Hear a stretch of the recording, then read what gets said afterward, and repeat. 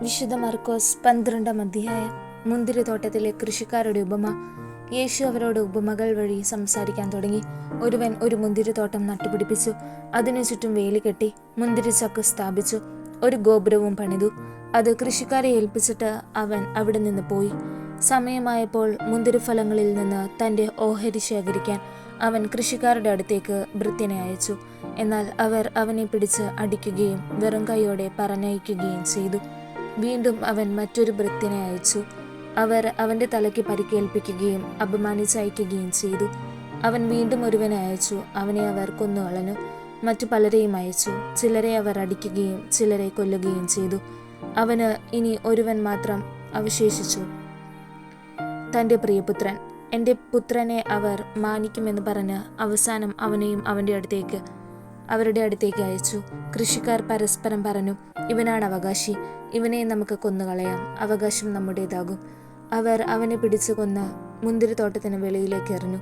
ഇനി മുന്തിരിത്തോട്ടത്തിൻ്റെ ഉടമസ്ഥൻ എന്തു ചെയ്യും? അവൻ വന്ന് ആ കൃഷിക്കാരെ നശിപ്പിച്ച് മുന്തിരിത്തോട്ടം വേറെ ആളുകളെ ഏൽപ്പിക്കും. ഈ വിശുദ്ധ ലിഖിതം നിങ്ങൾ വായിച്ചിട്ടില്ലേ?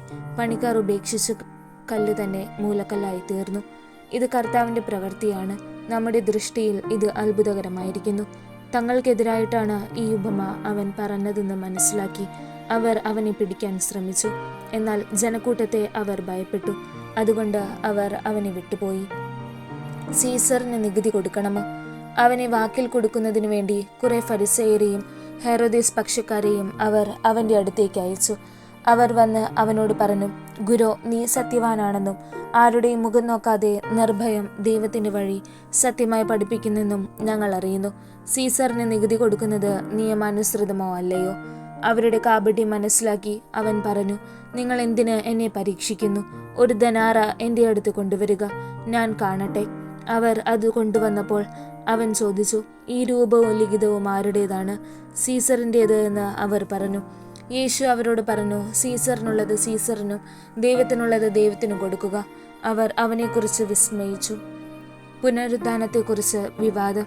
അനന്തരം പുനരുദ്ധാനം ഇല്ല എന്ന് പറഞ്ഞിരുന്ന സദുക്കായർ അവനെ സമീപിച്ച് ചോദിച്ചു, ഗുരു, ഒരുവൻ സന്താനമില്ലാതെ മരിക്കുകയും ഭാര്യ ജീവിച്ചിരിക്കുകയും ചെയ്യുന്നെങ്കിൽ അവൻ്റെ സഹോദരൻ അവളെ ഭാര്യയെ സ്വീകരിച്ച് അവന് വേണ്ടി സന്താനങ്ങളെ ഉൽപ്പാദിപ്പിക്കണമെന്ന് മോശയുടെ കൽപ്പനയിലുണ്ട്. ഒരിടത്ത് 7 സഹോദരന്മാരുണ്ടായിരുന്നു. ഒന്നാമൻ ഒരുവളെ വിവാഹം ചെയ്തു. അവൻ സന്താനമില്ലാതെ മരിച്ചു. രണ്ടാമൻ അവളെ സ്വീകരിച്ചു. അവനും സന്താനമില്ലാതെ മരിച്ചു. മൂന്നാമനും അങ്ങനെ തന്നെ സംഭവിച്ചു. ഇങ്ങനെ 7 പേരും സന്താനമില്ലാതെ മരിച്ചു. അവസാനം ആ സ്ത്രീയും മരിച്ചു. പുനരുദ്ധാനത്തിൽ അവർ ഉയർത്തെഴുന്നേൽക്കുമ്പോൾ അവൾ ആരുടെ ഭാര്യയായിരിക്കും? അവൾ 7 പേരുടെയും ഭാര്യയായിരുന്നല്ലോ.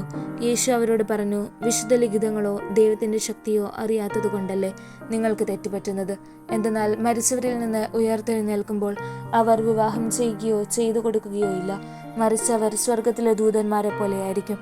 മരിച്ചവർ ഉയർത്തെഴുന്നേൽക്കുന്നതിനെക്കുറിച്ച് ദൈവം ഉൾപ്പെടർപ്പിൽ നിന്ന് മോശയോട് അരുളി ചെയ്തത് എന്താണെന്ന് മോശയുടെ പുസ്തകത്തിൽ നിങ്ങൾ വായിച്ചിട്ടില്ലേ? അവിടുന്ന് പറഞ്ഞു, ഞാൻ അബ്രഹാത്തിൻ്റെ ദൈവവും ഇസഹാക്കിൻ്റെ ദൈവവും യാക്കോബിൻ്റെ ദൈവവുമാണ്. അവിടുന്ന് മരിച്ചവരുടെ അല്ല, ജീവിക്കുന്നവരുടെ ദൈവമാണ്. നിങ്ങൾക്ക് വലിയ തെറ്റുപറ്റിയിരിക്കുന്നു. സുപ്രധാന കൽപ്പനകൾ. ഒരു നിയമജ്ഞൻ വന്ന് അവരുടെ വിവാദം കേട്ടു. അവൻ നന്നായി ഉത്തരം പറയുന്നതെന്ന് മനസ്സിലാക്കി അവനോട് ചോദിച്ചു, എല്ലാറ്റിലും പ്രധാനമായ കൽപ്പന ഏതാണ്? യേശു പ്രതിവചിച്ചു, ഇതാണ് ഒന്നാമത്തെ കൽപ്പന. ഇസ്രായേലെ കേൾക്കുക, നമ്മുടെ ദൈവമായ കർത്താവാണ് ഏക കർത്താവ്. നീ നിന്റെ ദൈവമായ കർത്താവിനെ പൂർണ്ണ ഹൃദയത്തോടും പൂർണ്ണ ആത്മാവോടും പൂർണ്ണ മനസ്സോടും പൂർണ്ണ ശക്തിയോടും കൂടെ സ്നേഹിക്കുക. രണ്ടാമത്തെ കൽപ്പന, നിന്നെപ്പോലെ തന്നെ നിന്റെ അയൽക്കാരനെയും സ്നേഹിക്കുക. ഇവയേക്കാൾ വലിയ കൽപ്പനയൊന്നുമില്ല. നിയമജ്ഞൻ പറഞ്ഞു, ഗുരു, അങ്ങ് പറഞ്ഞത് ശരി തന്നെ. അവിടുന്ന് ഏകനാണെന്നും അവിടുന്ന് അല്ലാതെ മറ്റൊരു ദൈവമില്ലെന്നും അവിടുത്തെ പൂർണ്ണ ഹൃദയത്തോടും പൂർണ്ണ മനസ്സോടും പൂർണ്ണ ശക്തിയോടും കൂടി സ്നേഹിക്കുന്നതും തന്നെ പോലെ തന്നെ തൻ്റെ അയൽക്കാരനെ സ്നേഹിക്കുന്നതും എല്ലാ ദഹനബലികളെയും യാഗങ്ങളെയും കാൾ മഹനീയമാണെന്നും അങ്ങ് പറഞ്ഞത് സത്യമാണ്. അവൻ ബുദ്ധിപൂർവ്വം മറുപടി പറഞ്ഞു എന്ന് മനസ്സിലാക്കി യേശു പറഞ്ഞു, നീ ദൈവരാജ്യത്തിൽ നിന്ന് അകലെയല്ല. പിന്നീട് യേശുവിനോട് ചോദ്യം ചോദിക്കാൻ ആരും ധൈര്യപ്പെട്ടില്ല. ക്രിസ്തു ദാവീദിന്റെ പുത്രൻ. ദേവാലയത്തിൽ പഠിപ്പിച്ചുകൊണ്ടിരുന്നപ്പോൾ യേശു ചോദിച്ചു, ക്രിസ്തു ദാവീദിന്റെ പുത്രനാണെന്ന് നിയമജ്ഞർ പറയുന്നത് എങ്ങനെ?